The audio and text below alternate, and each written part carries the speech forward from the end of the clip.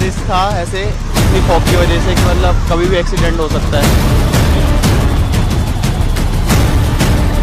Street lights दिख रही हैं, स्ट्रीट लाइट की वजह से जितनी विजिबिलिटी है उतनी है, वरना हम लोग कुछ भी नहीं देख पा रहे हैं। बढ़ते एयर पॉल्यूशन में सांस लेना और खुद को सांस की समस्याओं से बचाना बड़ी चुनौती है और इस समय इस चुनौती का सामना पूरा देश कर रहा है। और बढ़ते पॉल्यूशन की सबसे ज्यादा मार झेल रही है देश की राजधानी दिल्ली, जहां AQI इतना ज्यादा बढ़ गया है कि हर कोई परेशान है। इस बीच दिल्ली में प्रदूषण को लेकर सियासी जंग भी शुरू हो गई है। दिल्ली के कई इलाकों में AQI 400 के पार पहुंच चुका है, जिसके बाद आज दिल्ली सरकार ने प्रदूषण को लेकर कई बड़े ऐलान किए, जिसके तहत कल से दिल्ली के सभी सरकारी और निजी संस्थानों में 50% वर्क फ्रॉम होम जरूरी होगा। हालांकि हेल्थ केयर, अस्पताल, फायर, जेल, सार्वजनिक परिवहन जैसी सुविधाओं पर यह नियम लागू नहीं होगा। इसी के साथ ही सरकारी और निजी संस्थाओं से वर्किंग आवर्स को फ्लेक्सिबल करने की भी अपील की गई है। तो वहीं सरकार ग्रेड 3 में काम बंद होने से प्रभावित रजिस्टर्ड कंस्ट्रक्शन मजदूरों को 10,000 रुपए का मुआवजा देगी। दिल्ली सरकार की तरफ से कहा गया है कि नियमों का पालन न करने वालों पर जुर्माना लगाया जाएगा। आज श्रम मंत्रालय ये निर्देश जारी कर रहा है सभी प्रतिष्ठानों के लिए, दिल्ली के सरकारी और प्राइवेट सभी प्रतिष्ठानों में कल से मैक्सिमम केवल 50% अटेंडेंस अलाउ होगी। बाकी 50% लोगों को वर्क फ्रॉम होम ये मैंडेटरी सभी प्रतिष्ठानों को देना होगा। उधर विपक्षी पार्टियों ने भी प्रदूषण पर केंद्र और दिल्ली सरकार को घेरना शुरू कर दिया है। आज यूपी के सांसद चंद्रशेखर आजाद संसद भवन के सामने प्रदूषण के खिलाफ तख्ती लेकर बैठ गए। उन्होंने कहा कि सरकार इस मुद्दे पर बहरी हो गई है। मैं इस हाउस में मुझे लोगों ने वोट से चुनकर भेजा और ये वोट इसलिए दी कि मैं उनके मुद्दों को उठाऊं। जनता टैक्स देती है, उसी से हमें तनख्वाह मिलती है, तो हम जनता के कर्मचारी हैं। उनके विषय को उठाना हमारी जिम्मेदारी, चाहे जमीन पे बैठ के उठाने पड़े, चाहे संसद में उठाने पड़े। ऐसा नहीं कि मैं संसद के बाहर ही प्रोटेस्ट कर रहा हूँ, जमीन पे बैठा हूँ, सीढ़ियों पे बैठा हूँ। मैं संसद के अंदर भी मैंने एडजमेंट मोशन दिया है पोल्यूशन को लेकर कि इस पर चर्चा हो और मैं इस पर बोलना चाहता हूँ। कल भी आम आदमी पार्टी ने दिल्ली में प्रदूषण को लेकर दिल्ली की सीएम रेखा गुप्ता और पर्यावरण मंत्री मनजिंदर सिंह सिरसा के खिलाफ विरोध प्रदर्शन किया था, जबकि दिल्ली के पर्यावरण मंत्री मनजिंदर सिंह सिरसा ने ये कहते हुए दिल्ली की जनता से माफी मांग ली थी कि 30 सालों का प्रदूषण सिर्फ 5 से 6 महीनों में खत्म नहीं किया जा सकता। आज इसी को लेकर कपिल मिश्रा ने भी आम आदमी पार्टी को जवाब दिया। आप पहले दिन जब आप आए सरकार में, आपकी एक ही मंशा थी कि हम AQI के आंकड़ों में किसी तरीके से फर्जीवाड़ा करके आंकड़ों में पोल्यूशन कम करके दिखा दें। दिल्ली वाले खांसते रहे, मर जाए, कोई दिक्कत नहीं, आंकड़े कम होने चाहिए। और पहले दिन इन्होंने ये तय किया कि नए AQI स्टेशन लगाए जाएंगे। दूर दराज के जंगलों के अंदर AQI स्टेशन लगाने की योजना लेके आए ताकि एवरेज AQI कम हो जाए।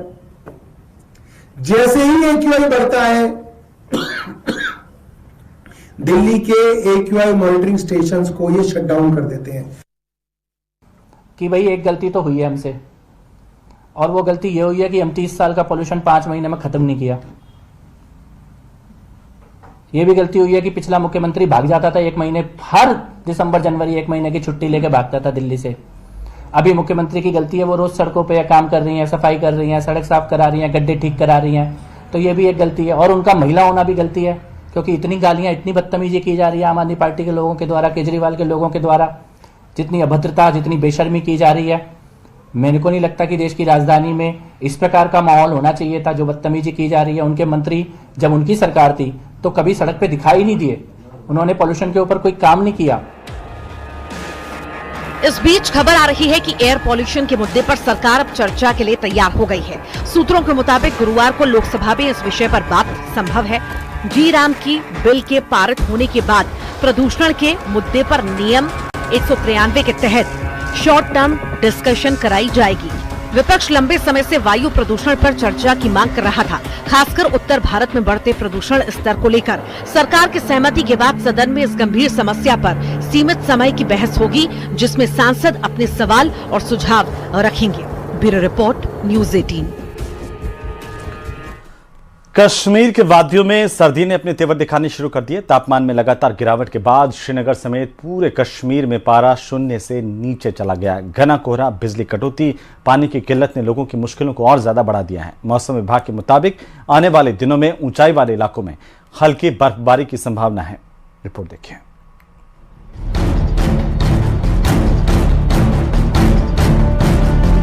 ये तस्वीरें हैं वादी की, जहाँ दूर दूर तक सिर्फ कोहरा ही नजर आ रहा है। ये डल झील, शिकारा और मौसम का लुत्फ उठाते सैलानी।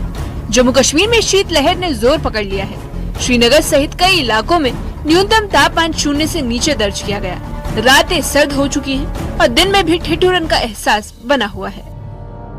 घाटी के निचले इलाकों में घना कोहरा रोजमर्रा की जिंदगी में बाधा बन रहा है। सुबह और देर शाम विजिबिलिटी बेहद कम हो जाती है, जिससे सड़क यातायात प्रभावित हो रहा है। कड़ाके की ठंड के चलते कई इलाकों में बिजली कटौती और पानी की समस्या सामने आई है। तो वहीं दूसरी ओर ये नजारे हैं डल झील के, जहाँ सैलानी घूमते और कैमरे में नजारे कैद करते दिख जाएंगे। ठंड के इस मौसम में सैलानी यहाँ के नजारों को भरपूर लुत्फ उठा रहे हैं। गर्म कपड़ों में लिपटे पर्यटक बर्फ के बीच तस्वीरें खिंचवा रहे हैं। बच्चों से लेकर बुजुर्गों तक हर चेहरे पर उत्साह साफ झलक रहा है। कश्मीर आने का हमारा मकसद है कि यहाँ का टूरिज्म जो इतना बढ़िया है, यहाँ के लोग इतने अच्छे हैं कि मतलब हम उनको शब्दों में बयान नहीं कर सकते हैं।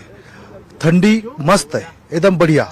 मैं ये कहना चाहूँगा पूरे इंडियन लोगों को कि आपको अगर कहीं स्वर्ग आना हो तो यहाँ आ सकते हैं और आना ही चाहिए। यहाँ आने के पहले बहुत सारा ये था कि यहाँ का माहौल खराब है, लेकिन यहाँ आने के बाद हम घर जैसा महसूस कर रहे हैं। मेरे को अभी इधर 3-4 दिन हो गया आने के बाद माहौल बहुत अच्छा लग रहा है। ये गुलाबी गुलाबी ठंडी है, बहुत मजा लिया हम लोगों ने। हमने गुलमर्ग में गए थे, सोनामर्ग में गए थे, लोकल भी बहुत सारे घूमे हैं। बहुत अच्छा है। लाल चौक में भी जाके आए हम लोग, बहुत मजा आया, अच्छा हो गया। बर्फ से ढकी वादियाँ, ठंडी हवाएं और गिरता पारा। ठंड के बावजूद सैलानियों का जोश कम नहीं और पर्यटन स्थलों पर रौनक बनी हुई है। वादी में मौसम का लुत्फ उठाते इन सैलानियों का कहना है कि नहीं, यहाँ किसी भी तरह का कोई खतरा नहीं महसूस हो रहा। यहाँ पे आके हमें बहुत अच्छा लगा, बहुत अच्छा लगा। यहाँ का जो नजारा है देखने लायक है।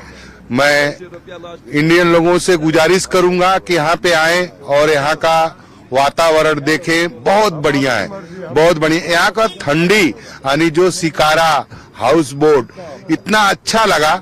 यहाँ के लोग, यहाँ की सर्विस, यहाँ का बोल वचन बहुत बढ़िया लगा, बहुत अच्छा लगा। और यहाँ का जो बात करने का तरीका है वो बहुत बढ़िया है। ठंड के बढ़ते प्रकोप को देखते हुए प्रशासन अलर्ट मोड पर है। लोगों को सतर्क रहने और अनावश्यक यात्रा से बचने की सलाह दी गई है।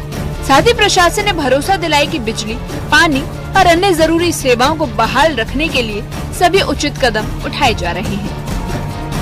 न्यूज़ 18 के लिए श्रीनगर से सरोज कफील की रिपोर्ट।